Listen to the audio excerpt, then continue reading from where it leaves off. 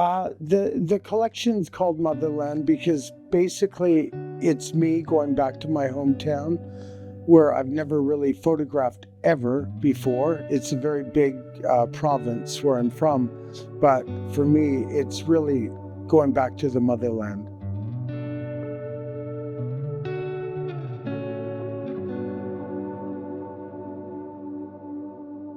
For all the years that I've been photographing, I worked in two different sort of ways. One I started commercially, so it would be more of a structure within the shooting. You would have many people there. You would have many art directors, stylists, hairstylists, makeup artists, the company owner, different things like that. Well, with what I do now, I'm producing my photo shoots, and it's a very small team. And I think the biggest difference is that it's completely 100% creative when you're just not knowing exactly where you're going to photograph, the location you're going to photograph. It's all like, very much could go any way at any time. And that's what I love about it. It gives you a rush.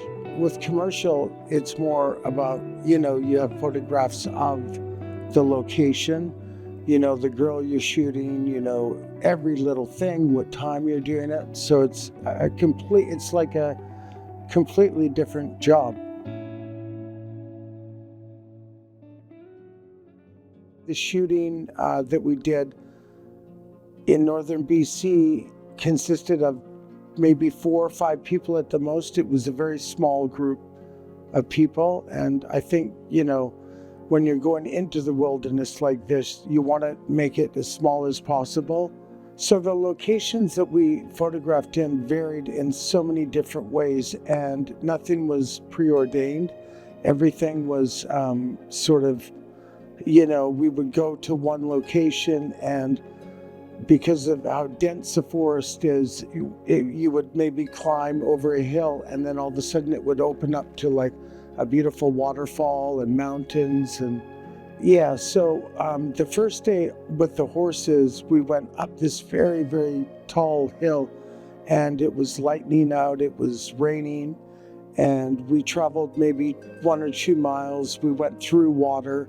I had my camera on the satchel of the horse, and the water was not so far away from it. So it was super, like, nothing that we really expected. And then when we went to the bottom of the valley, the sun came out for 1 hour, and we photographed. The muses I worked with was one Canadian girl, which specifically I used her for going into the wilderness. She knows how to ride horses. She's really comfortable, in that sort of environment. So it worked in such a beautiful way. The Motherland image was actually photographed on the British Columbia-Alberta border.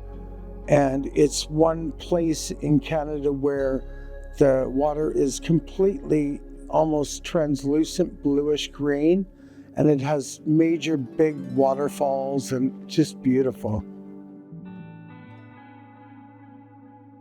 What was so different about the trip in BC was, like, of course, it's the first time I've come back to where I'm from, and to be able to produce and do art there was super special for me.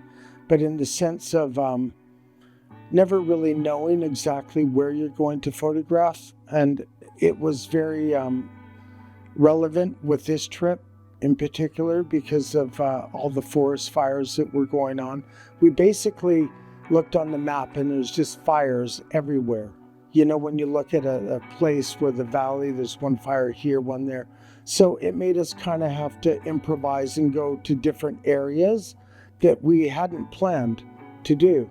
And that was the magic that we found. It was places that were just unexpected and just brilliant to shoot in.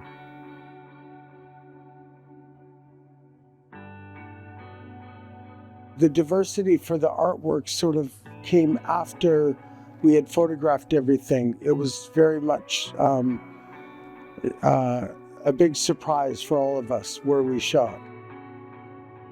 The process with the photography and the trips and all that I do. I'll be on location, I'll photograph, and then I'll come back to my studio. I'll print the maybe 30, 40 most important big images and work from there in a very sort of systematic way. Then I'll start collaging many different little photographs that will tell the story within that. And then we just build from there in the studio, gluing, writing, painting. And after all of that, we clean everything up. Becomes very organized. And we do more of a scientific sort of process with the resin, and it's all temperature controlled, and I'll always do 3 layers of resin just to get that depth. The most magical thing about the work that I love to do is you come upon beautiful moments where we were in the old ghost town of Anyux, BC, and I was shooting the girl. She was laying in the water, and the light was just coming up. And as the light came up, we just heard the sounds of wolves throughout the whole valley, just completely inspiring.